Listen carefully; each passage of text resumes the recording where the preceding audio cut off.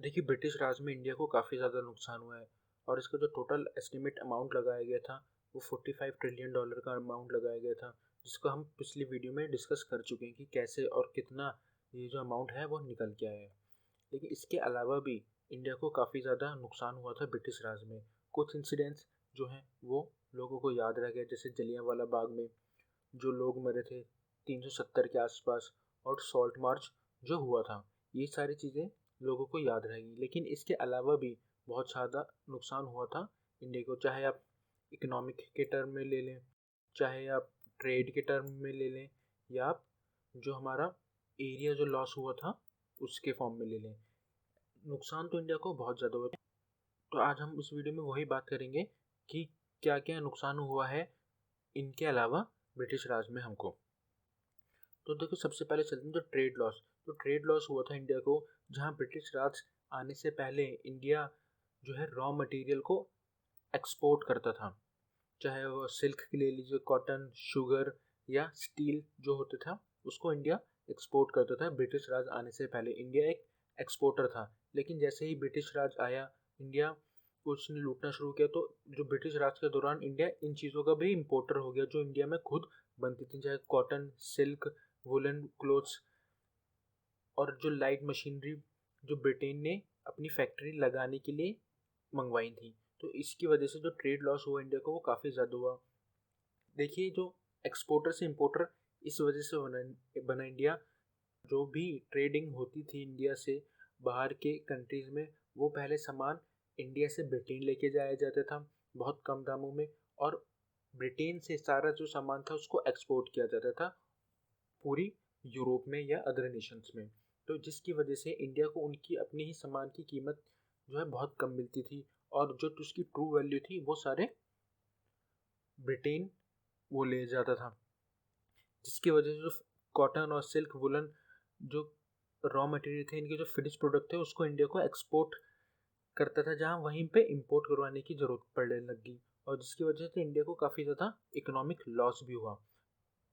तो वहीं हमारा है अगला इकोनॉमिक लॉस। देखिए, जहाँ इंडिया का शेयर ग्लोबल जीडीपी में ब्रिटिश राज आने से पहले 24% से भी ज़्यादा था, और जब ब्रिटिश राज ख़त्म हुआ इंडिया में 1947 में, तो इंडिया का जो ग्लोबल जीडीपी में शेयर था वो 3% से भी कम होके रह गया था। वो इस वजह से हुआ था, जो भी ट्रेडिंग होती थी इंडिया के थ्रू, वो वो इस वजह से हो, जो भी ट्रेडिंग इंडिया करता था वो ब्रिटिश राज जो था, जो ब्रिटेन था, वो एक उसमें मीडियोकर का रोल प्ले करता था, जिसकी वजह से जो भी बेनिफिट या जो भी ट्रू वैल्यू होती थी प्रोडक्ट की, वो सारा ब्रिटेन लेके जाया जाता था, और इंडियन बिजनेसमैन को या इंडियन ट्रेडर को उसका बहुत कम अमाउंट मिलता था।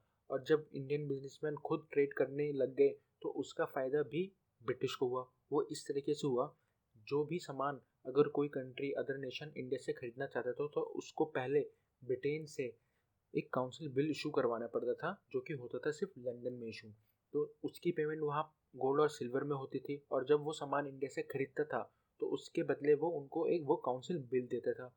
और जब इंडियन बिजनेसमैन और इंडियन ट्रेडर्स जो है वो उसको कैश करवाने जाते थे, तो उसका बहुत कम अमाउंट उनको दिया जाता था, जिसकी वजह से इंडिया को काफ़ी ज़्यादा इकोनॉमिक लॉस भी झेलने को मिला।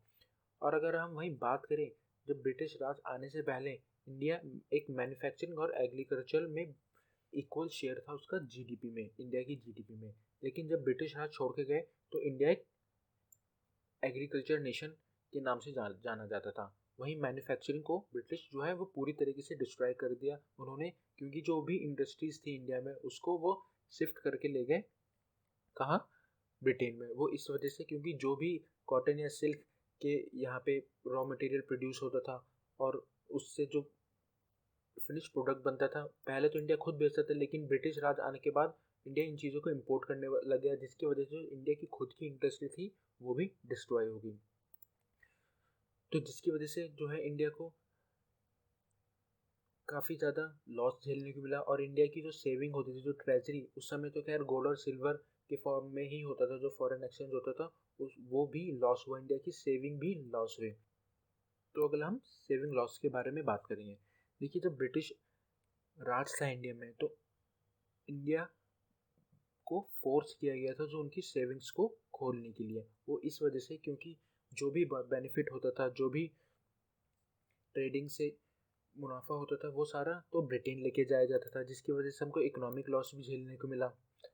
और वही रीज़न बना कि इंडिया के पास खुद की इकॉनमी चलाने के लिए उनको अपनी जो सेविंग थी, अपनी जो ट्रेजर थे, उनको अनलॉक करना पड़ गया।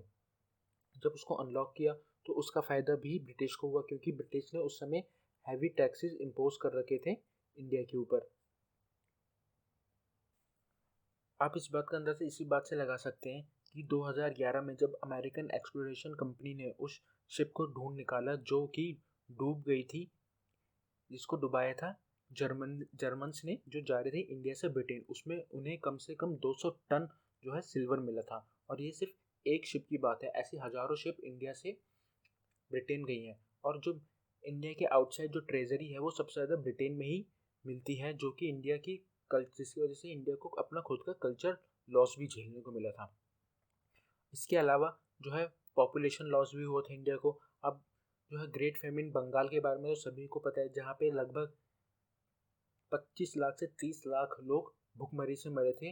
वो भी तब जब इंडिया में उस समय खूब सारी फसल हुई थी राइस की।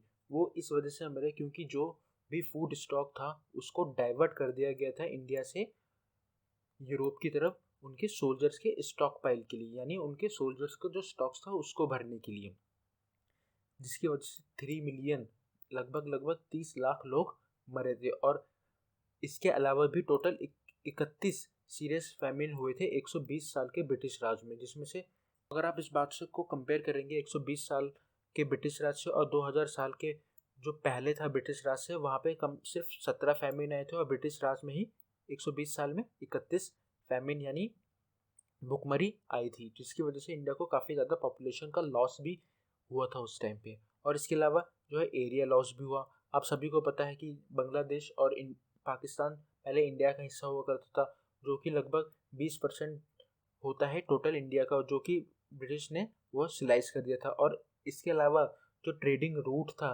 वो एक बहुत अच्छी लोकेशन पे था, क्योंकि वो स्ट्रेटेजिक लोकेशन थी जहाँ पे वो हम कनेक्ट कर सकते थे Arabia, Iran, central Asia, Burma और सारे जितने भी एरिया थे वहाँ से। लेकिन जब ब्रिटिश राज ने पाकिस्तान और बांग्लादेश को अलग किया तो इंडिया के ये जो ट्रेड रोड है वो भी टूट गया, जिसकी वजह से इंडिया को जो है ट्रेडिंग में भी काफ़ी ज़्यादा नुकसान झेलने को मिला। और और जो पार्टीशन किया था इंडिया का, उसकी वजह से ही जो प्रॉब्लम्स हैं, जो बॉर्डर डिस्प्यूट है इंडिया के, वो मोस्टली इन्हीं रीजन्स की वजह से हैं। चाहे आप चाइना का इशू ले लिए या बांग्लादेश के साथ था डिस्प्यूट, वो अब रिजॉल्व हो गया, और पाकिस्तान के साथ का तो अब डिस्प्यूट सभी को पता ही है, जो कश्मीर इशू चल रहा है। इसके अलावा भी काफ़ी ज़्यादा नुकसान हुआ था एजुकेशन के टर्म में, और कल्चरल लॉस भी हुआ था। एजुकेशन लॉस इस तरीके से क्योंकि गुरुकुल्स इंडिया के फेमस थे, जहाँ पे फॉरेन स्टूडेंट्स भी आया करते थे पढ़ने के लिए। आप चाहे तक्षशिला का एग्जाम्पल ले लें या और किसी जो यूनिवर्सिटी थी उस टाइम पे उसका एग्जाम्पल ले लें, और जिसको ब्रिटिशर्स ने डिस्ट्रॉय कर दिया था अपनी ही एजुकेशन सिस्टम को इम्पोज करके इंडिया के ऊपर। और कल्चरल लॉस इस वजह से हुआ क्योंकि जो भी म्यूजियम में अगर आप लंदन जाएंगे तो सबसे ज़्यादा जो लार्जेस्ट कलेक्शन होगा किसी भी आइटम का, इंडियन आर्ट का, इंडिया से बाहर, वो ब्रिटेन में ही आपको मिलेगा, जिसकी वजह से इंडिया को लाखों करोड़ों का नुकसान तो हुआ ही हुआ। और जो इंडिया की कीमती जो मूर्ति थी या आर्ट वर्क्स था वो भी सारा ब्रिटेन के म्यूजियम में है, कोहिनूर के अलावा की बात कर रहा हूँ मैं। इसके अलावा भी बहुत सारी जो ब्रिटेन इंडिया की जो मूर्तियाँ हैं या आर्ट वर्क हैं वो आप ब्रिटेन के म्यूजियम में देख सकते हैं, जो हमारा एक कल्चर को रिप्रेजेंट करता है, और वही कल्चर हमारा जो लॉस हुआ है ब्रिटिश राज के दौरान। तो अगर इसके अलावा आपको कोई पॉइंट ऐड करना है तो आप वो कमेंट सेक्शन में कर सकते हैं, चाहे आप एरिया से रिलेटेड करें, कल्चर लॉस में, या एजुकेशन लॉस से रिलेटेड कुछ भी आप जो है सजेशन कमेंट बॉक्स में कर सकते हैं। और इससे पहले वीडियो मैंने एक बनाई थी, वो भी आप देख सकते हैं, जिसमें $45 ट्रिलियन का जो है इशू, जो $45 ट्रिलियन का जो अमाउंट था वो कैसे निकल गया था वो एक्सप्लेन किया गया है। तो अगर आपको वीडियो पसंद आई तो वीडियो को लाइक, शेयर और सब्सक्राइब करना मत भूलेगा। Thank you.